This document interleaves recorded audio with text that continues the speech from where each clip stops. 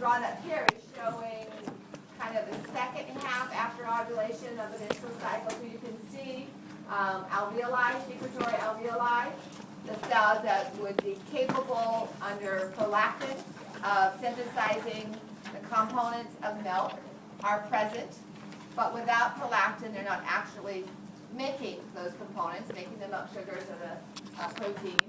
And then as the hormone levels drop, the estrogen levels drop, these secretory cells convert back to ductal cells. So before I diagram that and label it as such, when you look at this image, this is what I'm talking about. So prior to like the first 8 to 10 days of the monthly cycle, it looks like this with ducts. After ovulation, it looks like this with secretory components. All right, so that's a hormonal effect. So I'm going to put the alveoli in there, but as dotted lines. So we see mammary ducts out here amongst the connective tissue. So we have connective tissue and adipose tissue. Some mammary glands have a dense amount of connective tissue, so it might be hard on the monthly palpation to check for breast cancer, mammary, ultrasound or X-rays. There's a lot of collagen there, and so these women get called back every time to take a second look. But it's just they're described as having dense breasts, and that's just increased amounts of connective tissue, which make it difficult to see the epithelial components. So these ducts converge upon the nipple, and where they're out in the breast tissue itself, they are described as mammary ducts. And then here, as they pass towards the nipple, they are lactiferous ducts. Now, on the diagram still, you will see this appearance, where the dilated region is known as a lactiferous sinus. And then it's not called the lactiferous duct until actually the straight portion of that area after it's in the nipple itself. Wait, where is that? So this is seen right here. Okay. I didn't draw it on this diagram because the last time I taught Bio431 last spring, I had one of my students who was actually was accepted in, is now in a physician's assistant's school, and she had taken anatomy and physiology previously, but for recency needed to take it again for her admittance into PA school. And she came up to me after class and she said, I work for, I think it was Sutter, as a lactation consultant. So she works with new moms, getting the nursing process going, working with the moms and their babies. And she said, actually, the lactiferous sinus is now accepted as being an artifact. It doesn't actually exist. When they were studying the structure of the breast tissue, they used liquid wax, hot wax, and injected it into the ducts. And she said, in cadavers, not in live women. And that structure stretched. But now, with other visual imaging processes, it's been decided that that lactiferous sinus isn't an actual structure. It's not an always dilated structure like that. And so she gave me a couple of papers, scientific papers, anatomy papers and stuff. And so lactiferous sinus will no longer be something that you guys need to identify. Right? We'll just stick with lactiferous duct. It's kind of like the stratum lucidum of skin, of thick skin. Many dermatologists, medical doctors think that that's just an artifact. Anatomists like to name everything, and they see a different degree of staining in the stratum corneum of thick skin and call it the stratum lucidum. And the medical field says that's just something that occurs because of sectioning the tissue, the processing of the tissue. How you prove it's not there in real life when you have to process the tissue to see it, I don't know. But anyway, it's that kind of a thing, by what we mean by an artifact. You create it, it's not always there. So we will stick with just lactiferous ducts. This area, of course, is the nipple. And then the pigmented area around that is the areola, or areola. So this would be the non-lactating pre-ovulatory appearance of the breast. And then with rising levels of estrogen, some of these duct cells will be converted and form secretory cells. And we have the alveoli.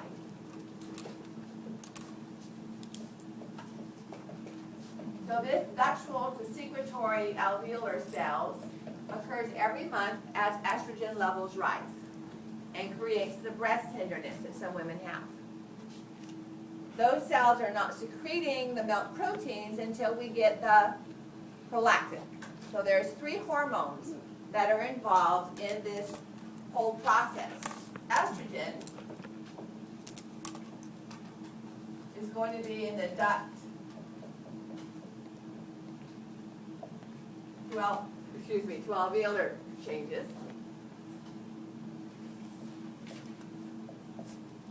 Prolactin levels are rising during pregnancy as estrogen levels are rising, and it's going to provide the cytoplasmic changes.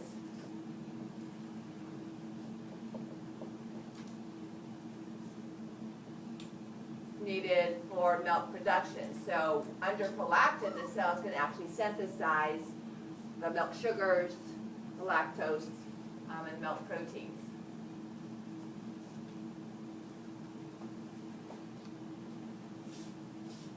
And what would be the third hormone?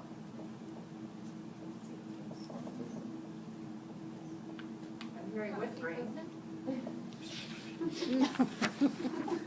From the posterior pituitary gland? Oxytocin. Oxytocin.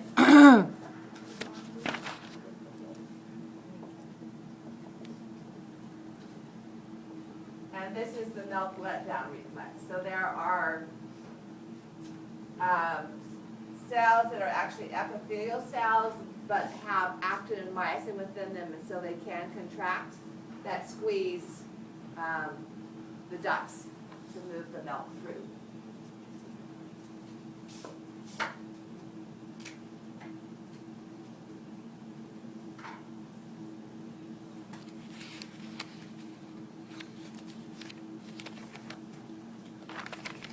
I'm sorry, what is the milk let down reflex? Reflex. So that's when a mom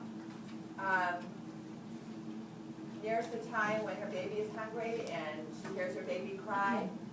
And so either the baby crying or the baby starting to suck on the nipple causes a rush of milk.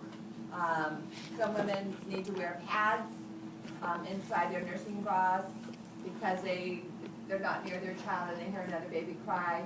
This milk will come flowing out of their breast tissue, and that's due to the oxytocin. Can they use a breast pump to help relieve that? Well, yes, and the more you pump, the more milk you make. So if you're not able to pump yet, if you're not able to nurse your child, pumping about that time will help you relieve the pressure and the pain as that extra milk is building up. But it actually increases the amount of milk that's being made the more you take from the breast tissue. That works against that, Yeah. that whole idea. All right, so I'm going to go back to this ovary image that we had early in lecture. And it's on the 2nd or 3rd page of your lecture notes. But I'm going to be talking about oogenesis, which is, you might as well just look at that picture when it's up there. And then I'm going to be talking about oogenesis, which is on page 111. So flip back and forth, or look at one or the other. So this one is on page 90, 190. Yeah, so the ovaries are on page 90. The diagrams for oogenesis are on page 111. Fimbriae. Epithelium. Ampulla. Distribution. Body. With the F1. No, fundus. Fundus. Anterior, posterior, fornix. And middle. So I mentioned when I first showed you this image, the fact that the oocytes and their supportive cells were found in the cortex, and the ovarian artery and vein enter into the medulla. All right, we're going to be looking at, first of all, the changes that the oocyte goes through in oogenesis, and then coming back and looking at the follicular changes. So in this illustration, it seems as if the cell moves through the ovary as it undergoes these changes. That's just artistic license. In fact, this cell at that position will look like that, and then it will look like that, and then it will look like that, and finally be ovulated from that particular region. So it doesn't actually migrate through, okay? This whole process actually takes about 13 months. When you read it, it sounds like this starts every month, and the egg that started doing this is released at the end of that 2 weeks later, okay? In fact, about 15 or 20 of these will start this process, and over a period of 9 or 10 months, we'll get to about this point, and then only 1 or 2 of those would go any farther, and resulting 2 or 3 months later in ovulation. Why is it so low success rate in maturing, I guess? Well, obviously in other animals there would be more. You know, animals that have a litter of 3 or 15 or something like that, yeah. So the rest of them are still, can be seen in a slide of the ovary. They just become atretic and collapse. This whole structure just kind of shrinks up and collapses on itself and forms a scar tissue-like structure in there. They don't maintain the same number of receptors for LH and FSH. Why any farther than that, I think I read something about that. a little bit more. So as they go through these changes, obviously a lot of changes in the follicular cells. The oocyte in everything that we see here, except for this side, is a primary oocyte. So only the fetal girl is going to have oogonia, in contrast to the male, who is born with spermatogonia and continues to demonstrate spermatogonia in the seminiferous tubule. And their cycle is the spermatogonia undergoing mitosis and making more spermatogonia, and some of them undergoing meiosis and ending up as spermatids. In the female, mitosis stops in fetal development. And the ovary, some of them actually end up dying. The ovary has about 300,000 primary oocytes. And they stay as primary oocytes until puberty. And then each month, a few of them will start that cycle that I said takes about 12 to 13 months.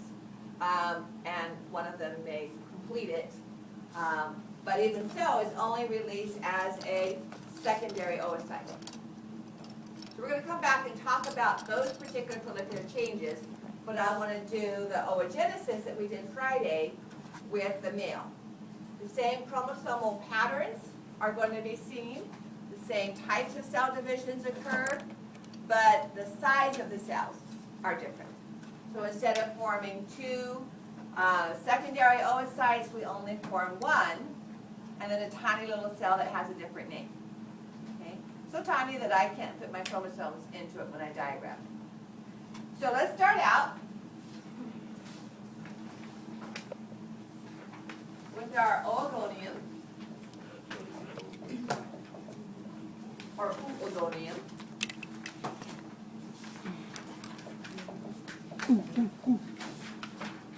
Again, found just in the fetus.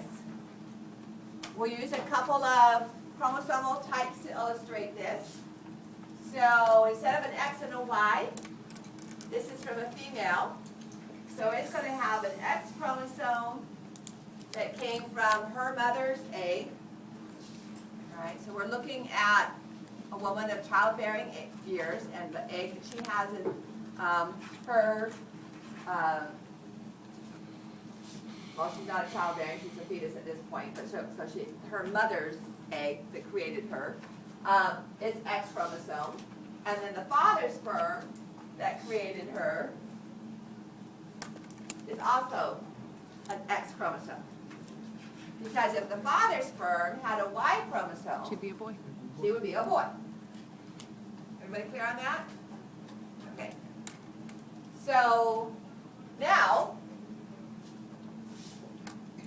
mitosis then occurs, more oogonia are formed, but 2 months before she's born, meiosis starts. And this cell is going to replicate its chromosomes. Professor, can I stop you? Yes. Did you say 2 months before she's born? A few months before she's born, because this process is only in the fetus. So a few months before she's born, the chromosomes will replicate. Let's give her another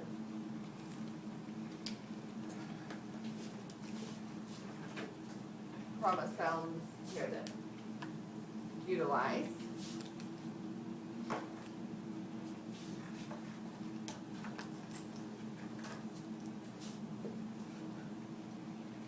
So they replicate, and we have this structure that you should recognize now.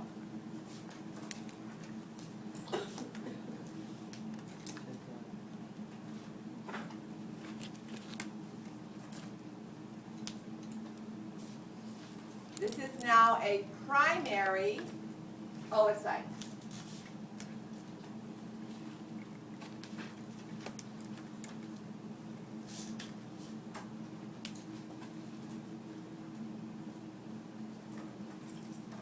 So what would be the chromosomal pattern of the oogonium? To it. The diploid cell.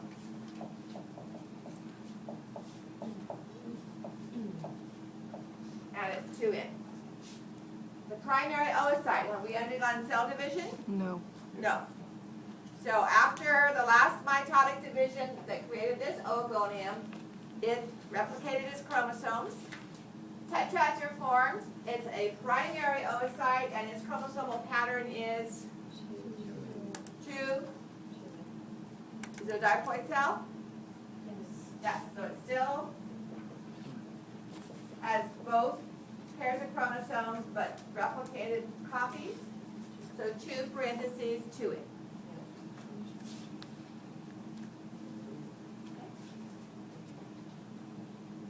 And as a primary oocyte, all of the cells in the ovaries of this baby girl when she's born are primary oocytes. Okay? And prophase. So she has the tetrads. Remember, tetrads are also where we have crossing over.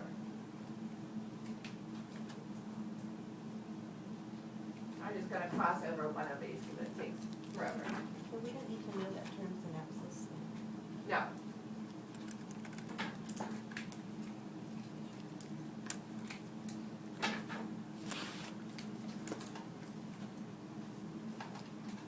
We have tetrads.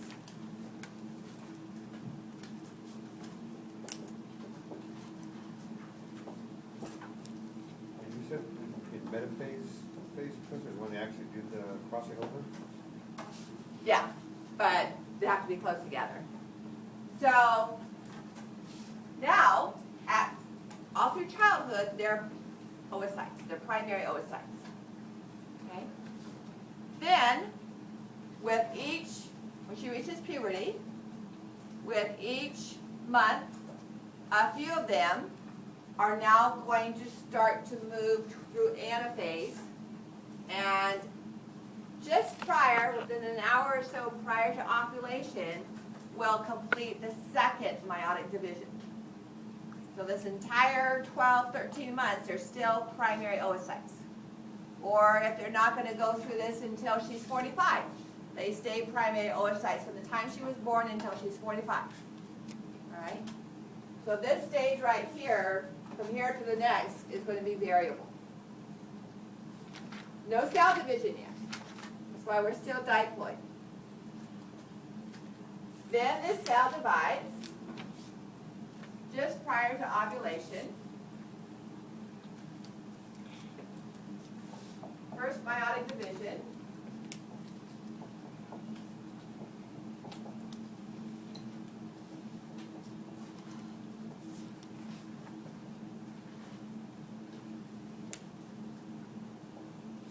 And it forms a secondary oocyte. So we split our tetrads